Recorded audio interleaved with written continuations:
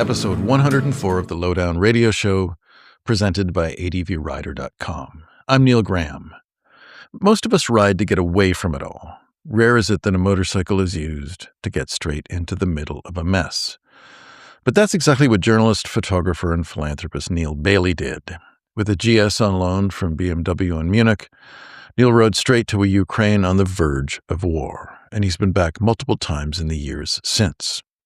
What does one find in a war zone? How do you navigate the day-to-day? Well, it's not what you think, or at least it wasn't what I thought reality would be like. But perhaps it's no surprise that life continues on with the sort of peculiarities that only reality can provide. Such as? Well, I wouldn't have thought that soldiers, staying in a house abandoned by a family fleeing for its life, would insist on removing combat boots before walking on the carpet. All this and more on this week's Lowdown Radio Show. Neale, unlike a lot of us that work in this business, you are not just an incredibly selfish journalist, although you are that too. But you've always had this interest in trying to spread the love a little bit, and you've started a foundation. So let's start there. How did you, first of all, what led you to have this interest in helping others? The interest in helping others started as a kid, watching Blue Peter television shows, raising money for Africa, and being, I think, in a society that was always fundraising. You know, celebrities ran marathons and climbed mountains, and this kind of idea of doing extreme challenges to raise money for causes started as a kid in England. I don't know how you were in Canada with stuff like that. So there's always been in there. I had a big desire to ride to South America in 1987 and ended up wrecking my back. Didn't go, but did get there in 1995. Riding from where from the UK to? No, I was living in America at the time. I'd moved here, and I was working in a motorcycle shop. We bought a bunch of GPZ and KZ 550s and bolted 4 of them to get shipped in Guatemala. Flew in to meet them. This is 1995, so no internet. Yanked the bikes out the crates, paid a bunch of bribes, did a bunch of paperwork, and hauled ass for 6 weeks, ending up in Peru. So 6,000 miles, 9 countries, 6 weeks later. And bumped into a crazy Canadian priest, Father Giovanni Battaglini. A nice Canadian name. Yeah, I mean, very Canadian, really. I mean, lots of Canadians. Most Canadians have a name like that, it's true. Yeah, and what was interesting, Neil, was you know, I was not a journalist at that time. Always been a storyteller growing up in England. Gio told me his life story while we were together in Peru over a couple of days in Ollantaytambo around Machu Picchu area. And I came home and I was kind of very changed. Went off to quit my job. Went off to Europe. Rode to the 4 corners of Europe on an old KLR 650, and journaled profusely, photographed profusely, and set in motion becoming a journalist. 1999, I rode across India, did my first charity ride. That story went in the big magazine. I became a journalist. I met you, and my career took off, and everything was fabulous. So I've always had this idea.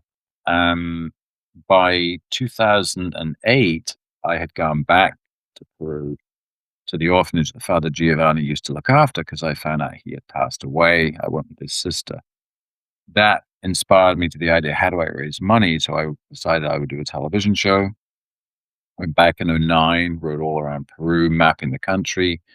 2010, I did a TV pilot, and by 2013, I'd created a television show called Neale Bayly Rides Peru, and we took a crew and we did a national TV show riding around Peru and raising money for the kids at the orphanage. So how did this lead you to Ukraine? And Ukraine, this is not before the hostilities. This is just on the precipice of it, and then while the war was going on. So take us through that. So the story about the Laverda reached Simon, my friend. Simon puts on Exposure, the biggest photography festival in the world. He Googles me and sees I have a TV career and said, would you come to Exposure and interview my photographers? I like your style. I want to do video interviews with these world's top photographers about their lives in photography.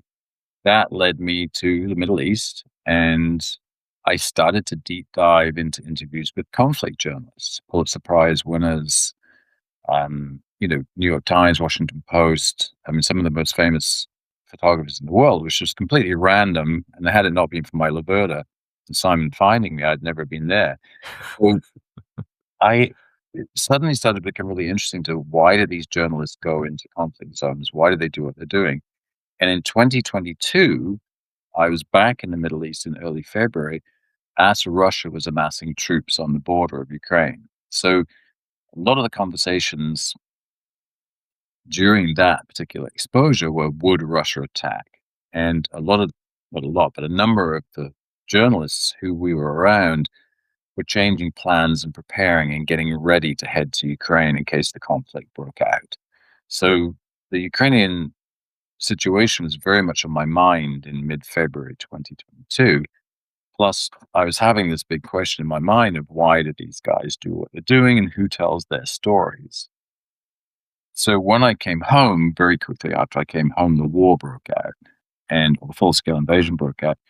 And as I mentioned before, I have been fundraising and dealing with orphans and orphanages in Peru, South Africa, and in Kenya since 2009. So my immediate reaction is I've got to do something to help.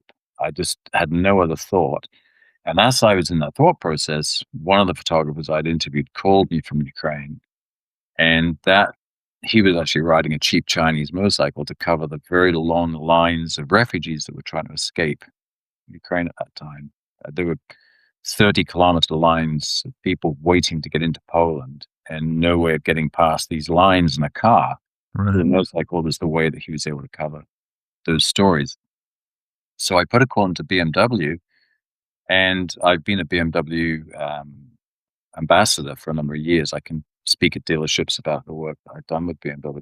And they agreed to give me 2 test bikes in Munich, which absolutely blew my mind when I said, can I get a couple of motorcycles to go ride around a war? And they said, sure. And so you were actually, because this is one thing that interested me, were you actually honest with them and told them where you were going? Yes. I said, we need to go to Ukraine. And they had to give us the insurances and the paperwork. And Really? Nicely done. Nicely done. Yeah. so it put into effect a really, really interesting period of time because I needed bulletproof vests, helmets. I needed I needed world press credentials, Ukrainian press credentials. Through a doctor of mine, I had to go get a shot in my knee. He had been a medic or done medical work in Afghanistan. He got me lined up with the American military to go do combat lifesaver training. So the next time we'd get it, if you need a tourniquet or a chest seal or something stuck up your nose so you can breathe, I might remember how to do it.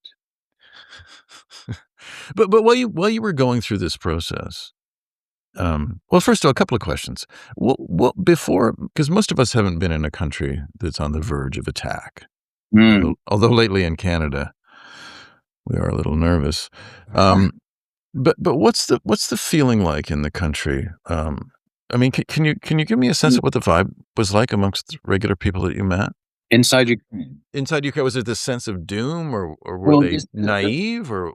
Well, no, it's an interesting question because just to tie up, so I put all of these things together, all of my equipment, the bikes, mech here, and in Munich, we rode into Ukraine.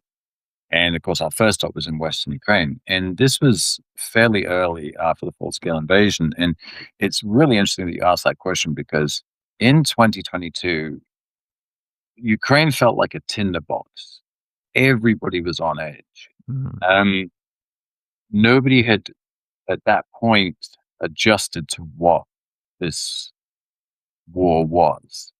So, for instance, the ingress and egress to most bridges and towns were heavily armed with block posts, they call them. And the soldiers were very nervous. People were very nervous. People were very suspicious if you got your cameras out. And there was definitely this sense in the air all the time of foreboding. And of course, obviously, some of that is my own interpretation of air raid sirens and the potential for what could go wrong. I had some war earlier as a young man in Nicaragua, traveling during the Sandinista-Contra War, but not at this level. And interestingly enough, by the time I returned to Ukraine in 2023, there was a lot more "quote unquote" normalization in people. That everybody had okay, we're still alive, the ones that were alive.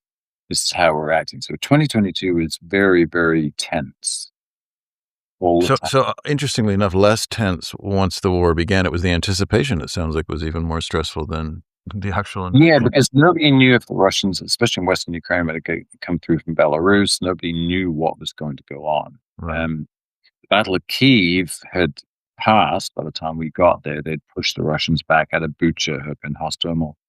They were moving back, but there was just this uncertainty in people. Nobody really knew how to act. And again, there was a certain sense of suspicion sometimes with us as journalists. I think everybody was just kind of trying to get into what their quote unquote new normal was. And I've done interviews with people since, and I think a number of people came to a certain decision inside Ukraine where they said, look, we just got to keep living our life. We can't, you know, we're not on hold anymore. We're living. And that took a while to come. What were you hoping to achieve by going there? Did you have something in mind? I mean, was it just to serve as a witness, or was there something you really concrete you wanted to accomplish?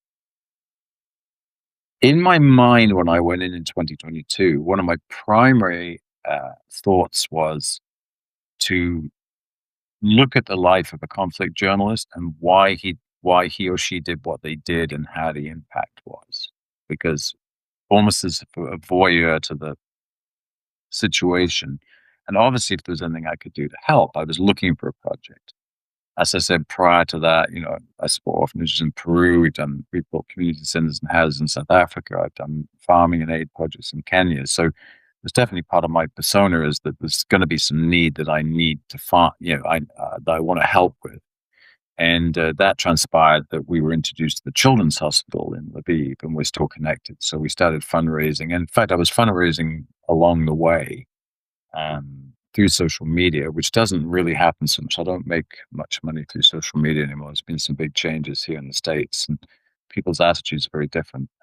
So there's two focuses. What can I do to help, and what is the story of these journalists doing what they do? Because I've been a motorcycle journalist, not a conflict journalist. But is there ever a conflict in that? You're trying to serve witness to these journalists, and you're trying to understand why they do what they do and what their interest is, and then also the secondary aspect. Although by secondary I don't mean any less, but this parallel pursuit of trying to raise funds. I would think that for me, just doing one of those would be enough. But how do you do two things? Those two really, they seem disparate.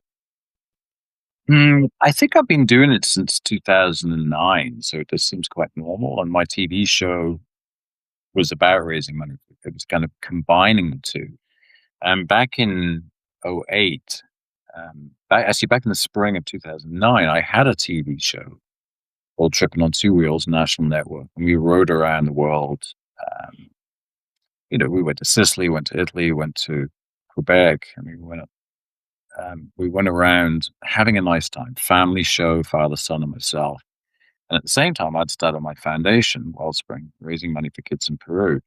And I felt this need that the TV show wasn't giving me what I wanted, and I wasn't raising enough money. And that's why I put the idea together to make Neale Bayly Rides Peru, which was kind of a philanthropic motorcycle adventure show. So I think I had been combining these two works, if you would say, since '09. All right. So yeah, it's almost like having to wear two hats. Because on one side I'm doing humanitarian work, and the other side I'm reporting as a journalist. And I don't know where the crossover is. If it's a hybrid, if it's really pure, but it's what's ended up happening. Let's go back to Ukraine. You were riding around. You ended up riding around on a motorcycle. Take me through that. Where did you go, and what did you see? So we rode into Kyiv, into Lviv in Western Ukraine. And at the time, like I said, it was a tinderbox. The country was log posts everywhere, and we hired a fixer, young man called Andriy Ishik, and he had a station wagon car which we put a lot of supplies in. And we also worked with a guy called Omel, who is an amazing filmmaker. And between Omel and Andre and Kieran, we identified the projects that we wanted to cover. So in Kieran's terms, we were not super excited to go where shit was going boom. We wanted to stay a little bit back from the front lines at that time. So the first thing we did was we went into a Soviet era coal mine, and we went 1,500 feet, 5,500 meters below the surface of the earth, because Ukraine is still having to fight the energy front. I mean, they still have to get coal out of the ground to create energy. So we wanted to go and cover that. And we went to a monastery in Western Ukraine where refugees were being sheltered from, they'd come from Kharkiv, and they all had really intense stories of escaping the bombing and escaping being shot at and seeing people die along the way. And what was interesting about that was that Mel, who set that up for us, had actually been making a documentary inside that monastery about 3 Jewish boys that had been hidden and saved during the Holocaust. And there's this real connection that here we are 80 years later, through Wow. like acts of saving lives again, hiding them out. So I think the stories we were covering were not like everybody has this idea of war, shit's blowing up, there's tanks, there's guns, there were so many stories. And I think that was what we were trying to do, was bring other stories to the fore during that trip. So we left Lviv and went into Kiev, and the capital city, and then went on down to Odessa, and we were down the Black Sea. We crossed one day into a city called Mykolaiv, which was very much on the front line at that point, and we had that was a tough day. We actually left the bikes and went in the car because we were under very heavy shelling. And we went in, the city was on fire. There was just shit everywhere. Sirens, missiles coming in, a lot of really heavy stuff. So we did some of that type of work. And then back to Odessa. And then we were traveling to a place called... Now, I'm going to jump in. Just for those of us who haven't been in a war zone or been shelled, I mean, what is there an essential part of humanity that pulls together, or do we all scramble, and is it all every person for themselves? And I mean, I know those are generalizations, but what do you find when you go into a place where everything is just coming undone? I think the Ukrainians are incredibly special people. I would say that in all the trips, and I've made 7 trips now into Ukraine, I've seen 2 people cry, or tears in 2 people's eyes. And they're very stoic. We were in Mykolaiv. It's kind of funny, really, because it was the first time that we'd been in the city that was coming under shelling. And I actually wrote a piece about it called Fear, when I kind of worked out what fear is and what ego is, and all of that stuff. And so we're in this dead end street. We'd just been in an apartment block that's still on fire. There's been all these missiles coming in all day. And the air alert goes off, and our fix is just like, fuck, and we put our bulletproof vests on, we put our helmets on, we grab our gear, and we head to the middle of a park because we figure maybe they won't bomb a park. And as we're sitting there, this couple just walked past with a shopping bag. It's this old couple. And here's this bunch of dicks sitting on the bench in bulletproof vests and helmets, because they'd been living in Mykolaiv already for 2 or 3 months under attack. And Right. it's got to the point that life goes on. And it is interesting how you develop every time you go there. Like, I don't know, initially you hear an air raid alert, and you're like, You dive beneath the table, right? yeah, and then I mean, just watching these old people walking through the park with their shopping bags, like it was just a sunny Sunday afternoon. Here we are, shitting our pants with our bulletproof vests. So yeah, it is interesting for sure. So what's it like to motorcycle? I mean, just as an enthusiast, Mm. which of course you are, but what's it like to motorcycle through a country? I mean, when you hit a twisty road, do you feel good, or do you feel guilty for feeling good? Or I mean, as you've explained about being in a war, it's not, life still goes on, and you still have to eat, and you still have to sleep, and you have to take care of your bikes and find fuel. And Mm. did your mind ever slip in and out of where you were and what you were doing? Do you know what I mean? That's a really good question because, yes, there were times where you forgot what you were doing, and when you came back to reality, it's a bit like when you're on an interstate. I don't know if you've ever done that. You've been in a long phone conversation, or you've been off daydreaming. You come around, "Oh, fuck, I'm driving," and you just don't remember the last 30 kilometers or something. Yes, Or yes. you would come back to the war. Yeah, you could drift off sometimes, and it was interesting because sometimes it was really shocking, and sometimes it was really fun. I mean, we we were in Kiev, and Andrei was brilliant, and he actually currently is the press officer at Superhumans, the amputation center in Lviv, and he speaks really great English, and he's got an amazing sense of humor. And we were in Kiev, and they have a memorial to a lot of blown up Russian shit in the center, and there was a small car, all shot up, and it had white sheets tied around the mirror, and it had handwritten signs on they were duct taped on. And the only way I can say is, like, sometimes we would spiral or just, and so we're looking at all this stuff. And I said to Audrey, I said, what does because I didn't want to look in the car because of all the bullet holes. I mean, I just didn't know what I would see inside it. And I said to Andre, what are those words in Ukrainian on the side of the car? And he said, children. And I got to tell you, Neil, I was just like, I mean, you want to talk about diving. I mean, I was just plummeting, like, emotionally in this moment. And all of a sudden, I hear Andre, it's interesting, he says. He goes, it's interesting. I look at him, what's interesting? He goes, you're a dick.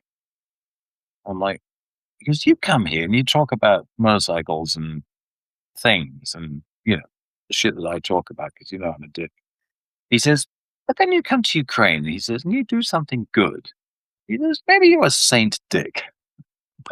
It's like, and it's just like, it just fixed the situation. Like, it just dragged me up out of this fucking drain I was in. And you had to laugh, and it just lifted me up. And this was kind of the whole premise of that trip. And I still talk to Andre all the time.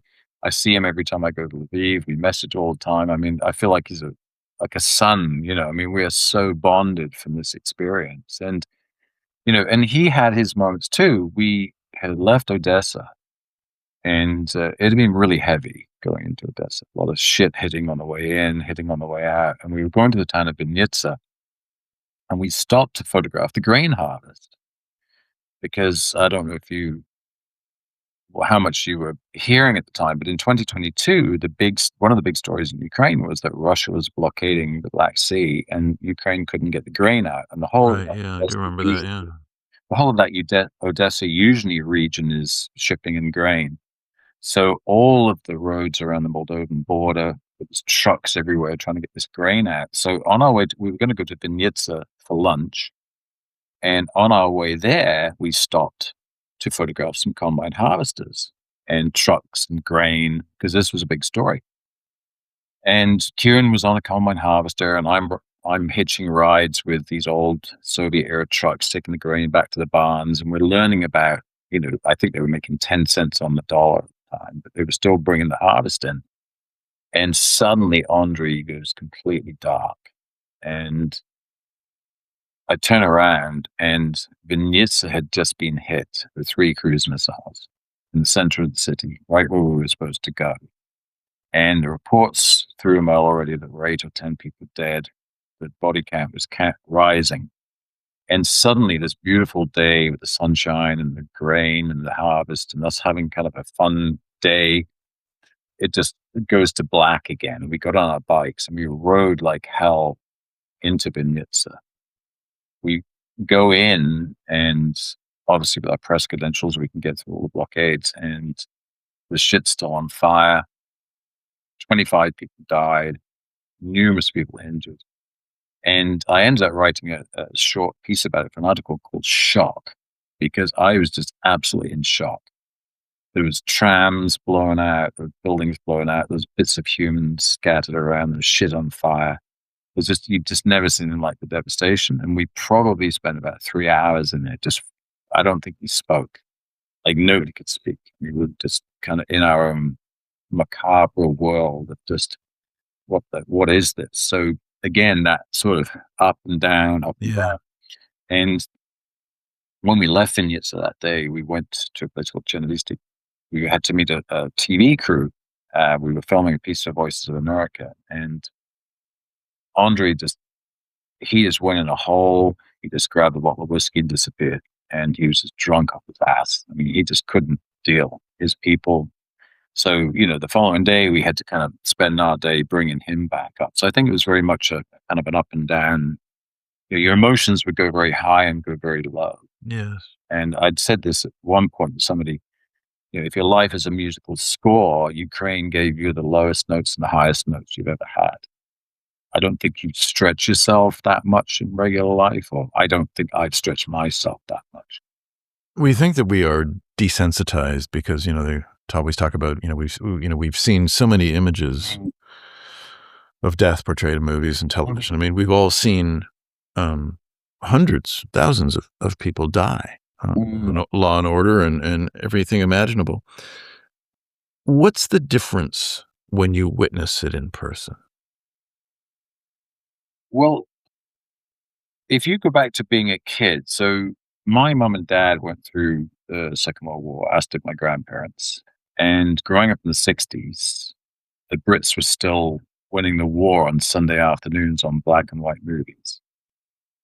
And so the Second World War was very much part of my upbringing, because the Brits were coming out of it. We were watching these war movies. And my mother would tell me about air raid sirens and bombing and stuff. And like you said, we see a lot of war. And it wasn't until I was in a country at war with an air raid siren that I really realized what an air raid siren is. This is the moment you say, oh, I could die here, right? Something could hit me here. You can hear it on TV. You can see it on a movie. And as you say, we are desensitized. We see it all the time. It's not real when you hear it or see it on television or in a video. But when you're actually there, it's a completely different feeling. And I think it gave me some sense of appreciation. I wish I'd had that experience while my parents were alive and or at an age where I could have said, hey, I understand what you went through. Because I could never really understand what they went through in the Second World War when they told me all that stuff that they'd gone through. Yeah. So it is interesting, the difference when it becomes real as opposed to seen on television. And we're journalists and we're trying to communicate stories. So it's like, how do you communicate that to people in an effective manner? I remember being in my first hockey fight when I was knocked out by a man named Laverne. Seriously. But I was shocked that it hurt because I'd seen so many of these things as a kid growing up. Hang on a minute, that hurts. And then all of a sudden there was this swing and I was like, ow, ow. And it wasn't, I don't know what I'd expected. It was completely It's different. funny. My first high-speed crash in a motorcycle, I remember when I hit the floor going, fucking hell, that hurts. Like, because you've only seen it on TV when they bounce down the road and get up, These would be first hockey fights, so I'm assuming. Oh, there may have been a couple of more. So how did you leave Ukraine the last time? And what are your thoughts on what you know of what's going on now through your contacts? Well, we ended up, I'll just backtrack out to that 2022 trip. We ended up leaving Ukraine in 2022 with a really good connection to the Children's Hospital. And obviously that's a whole course of discussion. How does a children's hospital adapt to the injuries of war? There are so many facets to war that just get simplified on what we see, what they call the news. We just see things blowing up in political argument. But the more you deep dive into it, you realize there's 100, if not thousands, of situations of adaptation to war. And so that connection was made in 2022 to the hospital. We started fundraising. I went back in 2023 and I got a GS 1250 Adventure from BMW, rode back in, and this time I rode alone. And I spent 5 weeks riding around Ukraine. And what was interesting, I think, is I was still in this mindset of looking for the big story, the big explosions, the big battle and everything. Kieran went on to actually do to win a world award for the work he did in 2022 for photography. It was exceptional. He won a Pulitzer World Award for it. He exhibited around the world. And it did create an interesting situation that I actually was witness to him creating these world award-winning images. And Right. I don't know how often that happens. So going back in 2023, to your earlier question, the country was a lot calmer. People were understanding what was going on. I was embracing it differently. I think in 2022, I had to process Ukraine through my own feelings. And by 2023, I was able to start processing Ukraine's feelings without mine being in the way. And that has been, I think, a part of the journey from 2023, 24, 25, now 2026. When I go back in again in June, is I've been able to get further and further away from myself and more into the people that need me to be witness to this story. So I hope that answers your question. Well, I mean, it sounds like what you're saying, makes perfect sense when you think about it, which is that, yes, we're drawn to the explosions and then the political machinations of what goes on. But of course, the hospitals need supplies and bandages and people need food and electricity. And I guess every, I guess the word is mundane, but every essential aspect of our lives. It's like I live in the country and the electricity goes off fairly often, and yet I still walk around and flick all the switches, even though I know the power's off. Yeah. So these things that we just grow so accustomed to. I mean, I guess that's kind of what you're saying is that people have to figure out how to cope without basic daily essentials. Well, what's interesting is, the infrastructure of Ukraine is pretty intact where it's not intact. And I think that this has been one of the hardest things for me is people don't understand, the easiest way I can say is think of your city, right? And think of the roads and the pubs and the houses and everything that's in your city. And imagine a couple of areas are under missile attack, but the rest of it's okay. Right. And, it's not, when you see these images of war, and I'm not being rude or detrimental to a journalist, but everybody's looking for this kind of key image. And there's an image that you see quite a lot coming out of Ukraine is sort of a person with a shopping bag walking past a blown up building in a rubble area, or going past on a bicycle. It gives you this idea that the whole of Ukraine is blown up. But if you zoom back out of that picture, there might be a complete apartment building to the left and a supermarket to the right and just a blown up building in the middle. And that photographer has zeroed in on that moment, trying to show the impact of this war. And I think in some senses, it gives a false idea of the war because the majority of Ukraine is not blown up. I mean, a lot of it is blown up. I mean, you go down in the east and it's horrible. The closer you get to the Russian positions, the worse things are. But, for the majority of Western Ukraine and a lot of cities, the majority of infrastructures is fine. Everything works great. They have cleaner bathrooms than you get in America. I mean, the service is incredible. In wartime.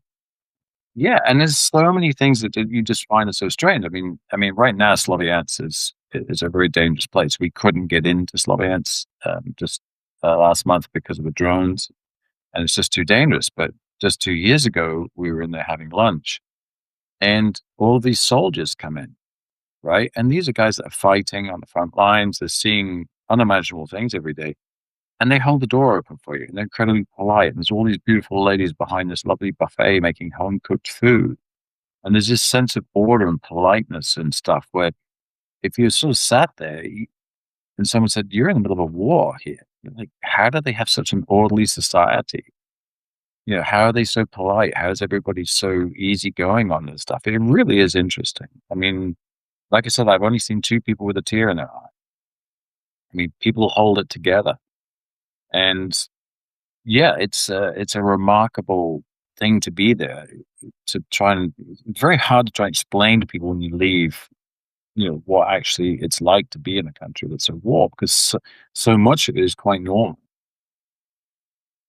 Although I think there's truisms for most things that we witness. If you've ever done anything, or been involved in any sort of protest or something, what you see in the news is not does not necessarily equate to your experience of being there, Yeah, which is essentially what you're saying. and I think in 2023, I was struggling looking for the big story because I think that's what we see, right? This huge Yes. explosion or this big thing. And then one day, and by the time I had this revelation, I had spent a week with an amputee in Superhumans, a young man who lost his leg fairly early in the war. And once you deep dive into that and understand, this young man had had like 28 surgeries. He nearly died from infection. Um, the rehab process he's had to go through to get to his prosthesis. It's like you suddenly deep diving into these worlds. And I spent time with a couple who really hadn't outwardly suffered anything, but once you dig into, you know, the war kicks off. Igor takes Anna to the border. She walks across the border. He can't leave. He's an Ukrainian male. So they say goodbye. I mean, just saying goodbye to your wife, never knowing when or if you're going to see her again. Okay, he hasn't lost a limb. He hasn't lost a house. I mean, but this is all of these levels of suffering and trauma that exist within people.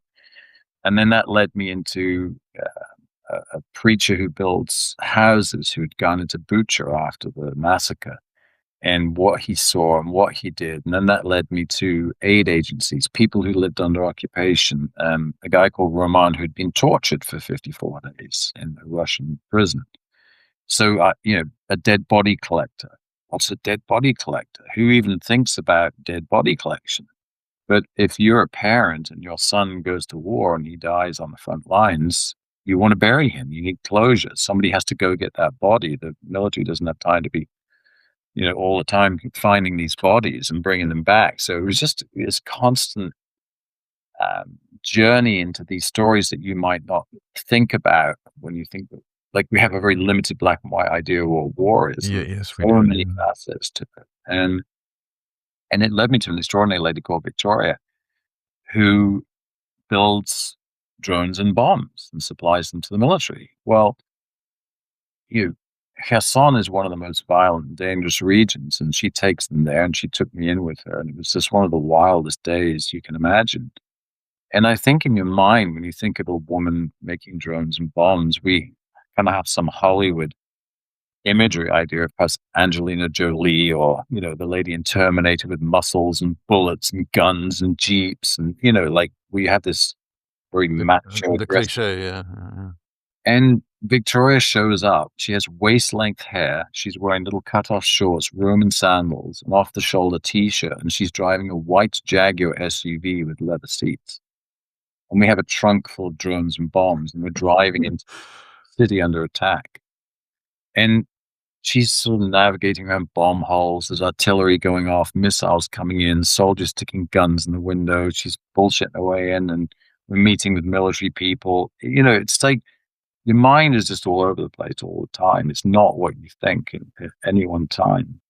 After having witnessed these kinds of things, and specifically about Ukraine, because that's what we're predominantly talking about, what's it like to come back to the decadent West? Because you and I bumped into each other a week ago at the launch of a new tire. Speaking of life-changing things, a new tire, new compounds. Yeah. What is that like? Do you kind of want to throw your arms up in the air at the absurdity of our lives in the West, and where Instagram comments, mean everything? And how do you personally deal with that?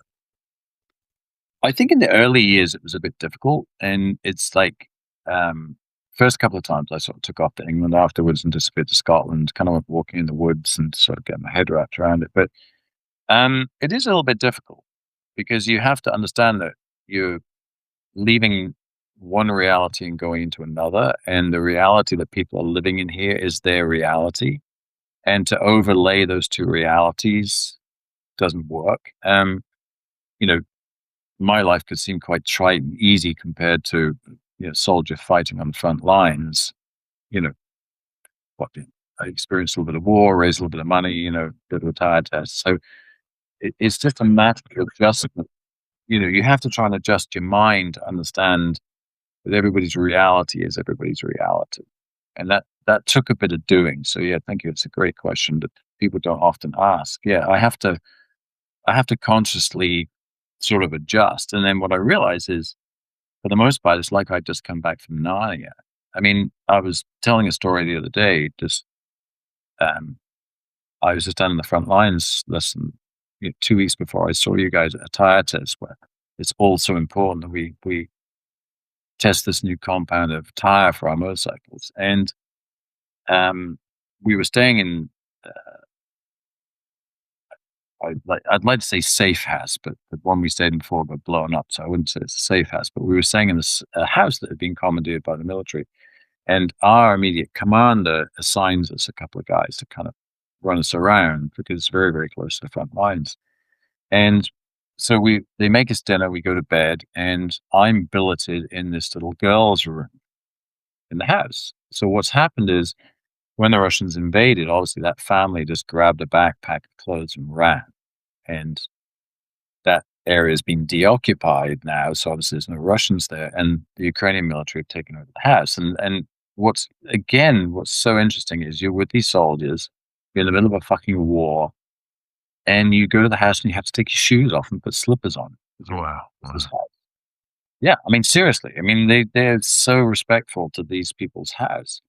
And I go to bed, and I'm in a pink bedroom with little little cat and a dog sitting on a bench kissing on the wall. And, some little girl's obviously been an athlete, got all these little medals, and there's her art projects, and there's kind of like a little mermaid comforter, and her computer, and her clothes, there's a sock drawer half open with clothes she didn't even get all of her own clothes. And I unroll my sleeping bag and I get into bed, and I'm asleep. And about 2 hours later, a Shahed drone comes very, very low over the house. So I'm asleep, and I hear this drone. I know what the sound is. And I start to wake up. And as I wake up, this little girl had put all of these little fluorescent stars and moons on the ceiling.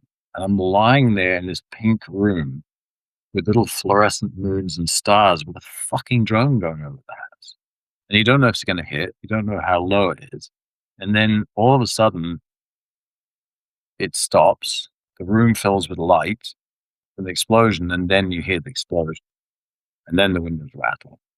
And then it goes quiet. And then it goes, the whole house wakes up. And it's like, these experiences are just so bizarre, be lying in a pink children's room on a little mermaid comforter with glowing lights when shit's exploding in the neighborhood. So yeah, it's strange. And then 2 weeks later, you're at a tire test, where it's vitally important. We test the new compound. Yeah, it's a bit of an adjustment,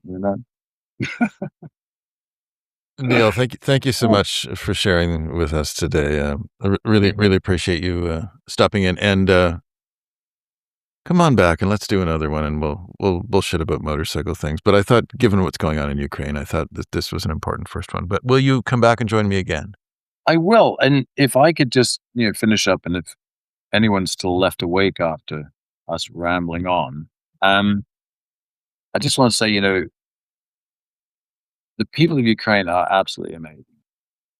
Absolutely amazing. The fight that they are in, the effort that they put into that fight it's so humbling to be there, and so inspiring at the same time. And that's what drives them to keep going back. When you see the fight and you see what they're doing, it really is inspiring. So yeah, thank you for letting me share some of my experiences there. I have made some amazing friends there and seen some just the most beautiful, beautiful things, even in the middle of all of this horror. So if you get a chance to support them, help them, say a good word to anybody that's Ukrainian, please do. They need it.